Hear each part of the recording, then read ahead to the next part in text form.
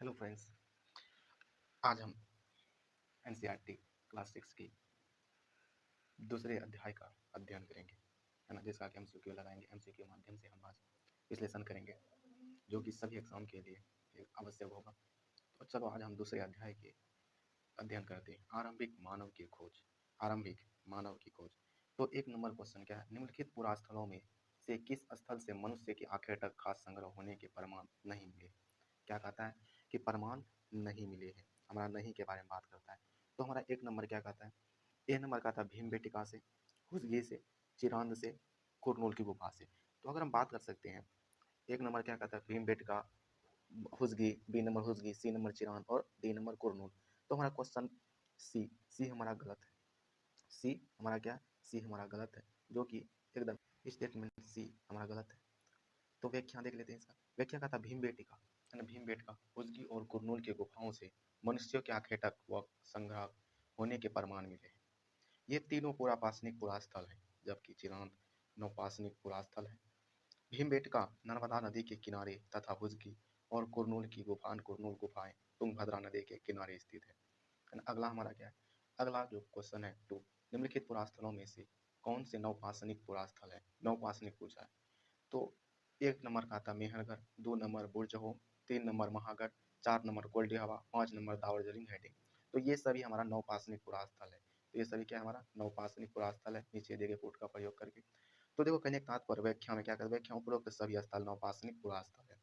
तो नवपाषाणिक पुरास्थल बोलेगा तो मेहरगढ़, बुर्जहोम, महागढ़, महागढ़ा, महागढ़ा, कोल्डी हवा, दार्जिलिंग हेडिंग। अगला हमारा है 3 नंबर पुरापाषाणिक पुरापाषाण कालीन पुरापाषाण औजारों के निर्माण के पुरापाषाण कालीन पाषाण औजारों के निर्माण के संदर्भ में निम्नलिखित कथनों पर विचार कीजिए। एक नंबर का था पत्थर के इन औजारों के बारे में बनाए जाने का स्थान उद्योग स्थल यानी कि फैक्ट्री साइट्स कहलाता है। 2 नंबर का आता है पत्थर के इन औजारों के निर्माण में प्रयोग की जाने वाली तकनीक को दबाव सल्क तकनीक यानी कि प्रेशर फ्लैंकिंग एंड फ्लैंकिंग कहा जाता है।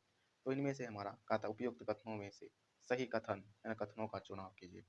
तो हमारा दोनों कथन सही है। तो व्याख्या क्या कहता है? उपयुक्त दोनों कथन सही है। पुरापाषाण काल में पत्थरों के औजार बनाए जाने के स्थान के उद्योग स्थल कहते हैं। कभी कभी लोग इन स्थलों पर अधिक समय तक रहा करते थे। पाषाण उपकरण निर्माण हेतु 2 तकनीकों का प्रयोग होता था। एक नंबर में होता पहली तकनीक, इसको पत्थर से पत्थर टकराना स्टोन ऑन स्टोन कहा जाता है। इसमें एक पत्थर को हाथ में पकड़कर दूसरे पत्थर से हथौड़ी की तरह चोट करके सल्क निकाले जाते थे। दूसरा नंबर क्या कहता है? दूसरी तकनीक, इसको दबाव सल्क तकनीक यानी प्रेशर फ्लैंकिंग कहा जाता है। इसमें क्रोड को एक स्थिर सतह पर टिका देते हैं और इस क्रोड पर हड्डी या पत्थर रखकर उस पर हथौड़ी नुमा पत्थर से सल्क निकाले जाते थे, सल्क निकाले जाते थे। अगला अगला हमारा क्वेश्चन है, निम्नलिखित में से राग के साक्ष्य किस पुरापाषाणिक स्थल से मिले हैं? राग के साक्ष्य किस पुरापाषाणिक स्थल से मिले हैं? तो अगर हम राग की बात करते हैं तो हमारा जो होता है राग के कुरनूल यानी कि क्वेश्चन नंबर हमारा 4 का बी स्टेटमेंट सही है। कुरनूल की गुफा से। व्याख्या क्या कहता है कि कुरनूल गुफा से राग के अवशेष मिले हैं। इससे स्पष्ट होता है कि पुरापाषाणिक आरंभिक लोग आग से परिचित थे। पुरापाषाणिक आरंभिक लोग आग से परिचित थे। अगला नंबर मध्यपाषाण युग में जलवायु परिवर्तन से आए नए बदलावों के संदर्भ में निम्नलिखित कथनों पर विचार कीजिए। एक नंबर बदलावों से तापमान में वृद्धि हुई और घास के मैदान विकसित होने लगे। स्टेटमेंट 2, इसी काल में मछली भोजन का महत्वपूर्ण स्रोत बनी। स्टेटमेंट 3, गेहूं, जौ और धान जैसे अनाज प्राकृतिक रूप से उगने लगे थे। तो इनमें से सभी तीनों स्टेटमेंट सही है। तो व्याख्या कहता है उपयुक्त तीनों कथन सही है। लगभग 12,000 वर्ष पूर्व आए पर्यावरण बदलाव के कारण को मध्यपाषाण युग अथवा मैसोलिथ कहते हैं। इस युग में जलवायु में आए बदलाव से जो तापमान वृद्धि हुई, उससे घास वाले मैदान बनने लगे। घास क्षेत्र बढ़ने से घास खाने वाले जीव भी बढ़े। मछली इसी काल में भोजन का महत्वपूर्ण स्रोत बनी। गेहूं, जौ व धान प्राकृतिक रूप से उगने लगे, अतः लोगों ने इन्हें इकट्ठा किया व समय के साथ इन्हें खुद उपजाना सीख लिया। अगला, मानव सभ्यता के आरंभिक काल यानी प्रागैतिहासिक काल को सुविधानुसार 3 भागों में बांटा गया है। निम्नलिखित में से कौन सा उन तीनों में नहीं आता है? तो अगर हम बात करते हैं महापाषाण काल, महापाषाण काल तीनों में से नहीं आता है। मानव सभ्यता के आरंभिक काल अर्थात प्रागैतिहासिक काल को 3 भागों में पुरापाषाण काल, मध्यपाषाण काल और नवपाषाण काल में बांटा गया है। महापाषाण काल दक्षिण भारत में विशाल पाषाण खंडों की बनी समाधियों से संबंधित है। मानव इतिहास की लगभग 99% कहानी प्रागैतिहासिक काल में घटित हुई है। प्रागैतिहासिक काल में घटित हुई है।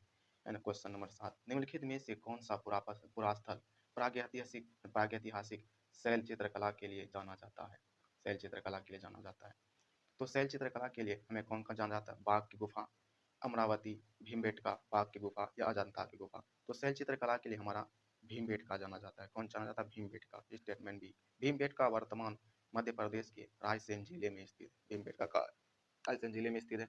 यहाँ से प्रागैतिहासिक शैल चित्रकला के कुछ सुंदर उदाहरण मिलते हैं। भीमबेटका को प्रागैतिहासिक कालीन चित्रकला से संबंधित किया जाता है, जबकि अजंता तथा बाकी शैलकृत गुफा चित्रकला मौर्य काल के बाद की ऐतिहासिक कालीन है। अमरावती अपने स्तूपों के लिए प्रसिद्ध है, जिसे शुंगकालीन या सातवाहनकालीन मानव धर्म माना जाता है। अमरावती।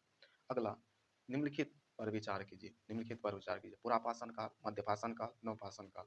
उपयुक्त में से किन काल के औजारों को माइक्रोलिथ अथवा लघुपाषाण काल कहते हैं? तो माइक्रोलिथ है ना, स्टेटमेंट टू को हम माइक्रोलिथ कहते हैं। तो लगभग 12,000 वर्ष पूर्व से लेकर 10,000 वर्ष पूर्व तक के काल को मध्यपाषाण काल कहा जाता है। इस काल के पाषाण औजार आमतौर पर बहुत छोटे होते थे। इन्हें माइक्रोलिथ यानी लघुपाषाण काल कहा जाता है। प्रायः इन औजारों में हड्डियों या लकड़ियों के मुट्ठे लगे हंसियों और आरी जैसे औजार मिलते थे। साथ साथ पुरापाषाण युग वाले औजार भी इस दौरान बनाए जाते थे।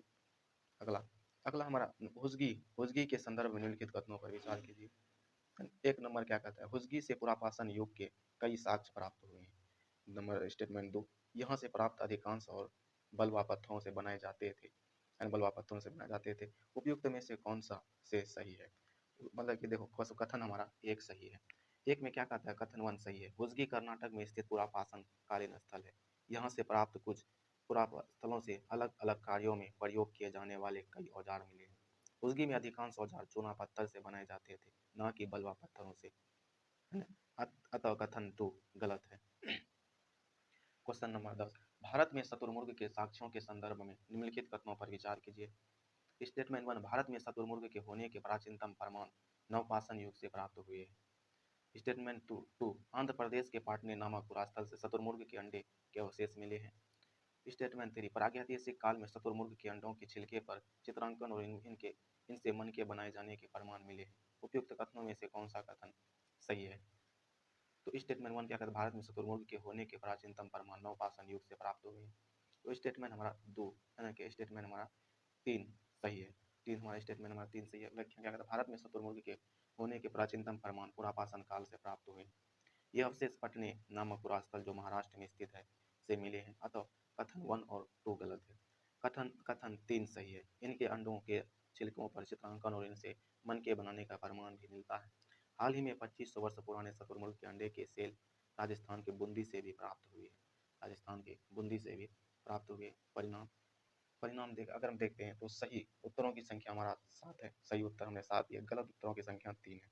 तो इसी प्रकार से आप सभी कितने क्वेश्चन आप सबका भी सही उत्तर गलत हुआ और कितने सही हुआ, कमेंट में जरूर लिखिएगा। Thank you.